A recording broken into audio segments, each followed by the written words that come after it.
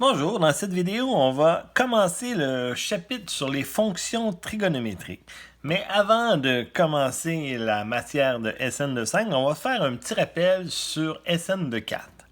Donc, premièrement, il faut comprendre que les rapports trigonométriques, ça fonctionne dans des triangles rectangles.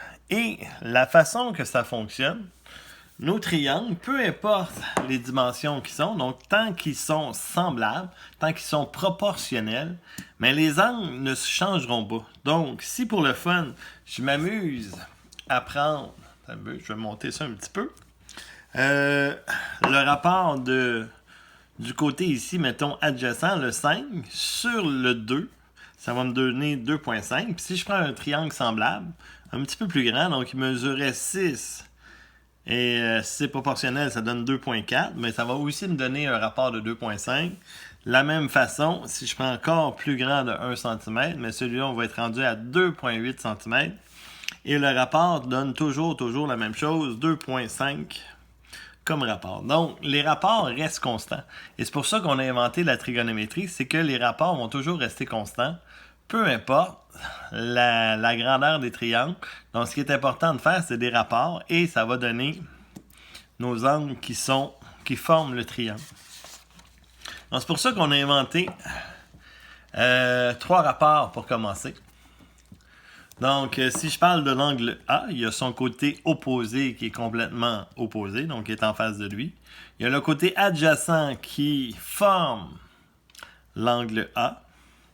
Et j'ai son hypoténuse, qui est le côté le plus grand que vous avez bien appris en secondaire 3, l'hypoténuse d'un triangle rectangle. Donc, le sinus qu'on a fait pour commencer, le sinus de l'angle A, on a décidé que ça serait le côté opposé sur l'hypoténuse. Ça va former le rapport du sinus. Le rapport du cosinus, on a décidé de prendre cette fois-ci le côté adjacent avec son hypoténuse. Et finalement, on a aussi inventé le rapport tangente, qui est le côté opposé sur le côté adjacent. Et pour essayer d'apprendre ça plus facilement par cœur, donc on a inventé des trucs pour l'apprendre par cœur. Donc, il y a le fameux SOHCAHTOA. Donc, c'est pour ça le sinus, c'est S pour sinus, opposé sur l'hypoténuse. Même chose pour le cosinus, on prend le C, adjacent sur l'hypoténuse. Et finalement, la tangente, le T, sur opposé sur adjacent, qui fait le fameux SOHCAHTOA. Donc, le SOHCAHTOA, ça fonctionne dans les triangles rectangles. Et c'est tout simplement avec des rapports qu'on peut faire la trigonométrie. Donc, j'ai 2 exemples juste pour le fun, là, si ça vous tente de les regarder. J'ai pris un triangle rectangle ici, le PUV. Donc, si je cherche la mesure de l'angle V, je pourrais y aller soit avec le sinus, la tangente ou le cosinus. Donc, si je prends le sinus pour l'angle V, qui est ici, donc le sinus, c'est opposé. Donc, l'opposé, c'est le 8. Sur l'hypoténuse, qui est le côté opposé à l'angle droit, donc c'est ça mon hypoténuse. Donc, sinus de l'angle V, c'est le rapport 8 sur 17. Et si je cherche un angle, bien sûr, on fait sin moins 1 de la réponse 8 sur 17, qui va me donner 28,07 degrés. Si j'y vais à la place avec la tangente, je pourrais faire ça aussi. La tangente, c'est l'opposé sur l'adjacent, donc ça va être 8 sur 15. Donc, ça ne donne pas le même rapport.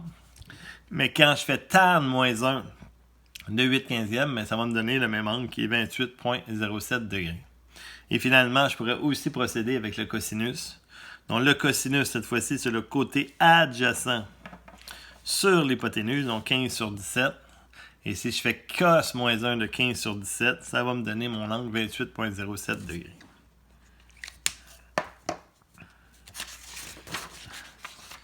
OK. Je veux parler aussi de la loi des sines, donc je n'allais pas du tout travailler avec vous autres. Nous, on a surtout travaillé avec la loi des cos avec les vecteurs.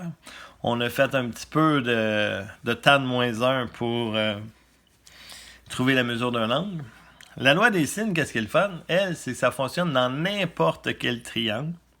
Il n'est pas obligé d'être rectangle. Et un petit peu comme la loi des cos, l'angle A, il y a son côté opposé, qu'on va appeler petit a. L'angle B, son côté opposé, c'est petit b. Puis l'angle C, son côté opposé, c'est petit c. La formule, on peut l'avoir dans les deux sens. On peut avoir la mesure des côtés, donc les A sur le sin de A, ou certains livres vont faire le contraire, ils vont mettre le sinus en haut avec le A en dessous, mais ça ne change rien, ça va fonctionner bien sûr dans les deux cas. Et de toute façon, habituellement, c'est qu'on en connaît 3, et on fait un produit croisé pour trouver le quatrième terme. Donc habituellement, on ne prend pas les 3 parties de l'égalité, on va seulement en prendre 2 rapports, et on fait le produit croisé pour trouver notre côté. Donc pour le fun, j'ai fait un exemple ici. Donc, si je cherche la mesure de l'angle M, celui-là, ben, son côté opposé à lui, c'est le 15, qui va aller avec le 110, qui, son côté opposé, c'est le 18. Donc, c'est toujours une question de côté opposé. Donc, le 18, je l'ai mis sur le sin de 110. Et le 15, je l'ai mis sur le sinus de l'angle que je cherchais. Et là, si je fais un produit croisé tout simplement, donc je vais faire 15 fois sin de 110, divisé par le 18. Et on n'oublie pas, comme je cherche un sin, on va faire sin moins 1, pas que je cherche un sin. Comme je cherche un angle, je vais faire sin moins 1 de la réponse pour me trouver 51,54 degrés. J'ai-tu fait un autre exemple avec ça? Non.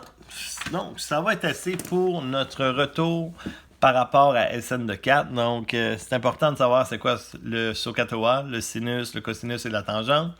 Et j'ai parlé aussi un petit peu de la loi des sines pour que vous la connaissiez aussi.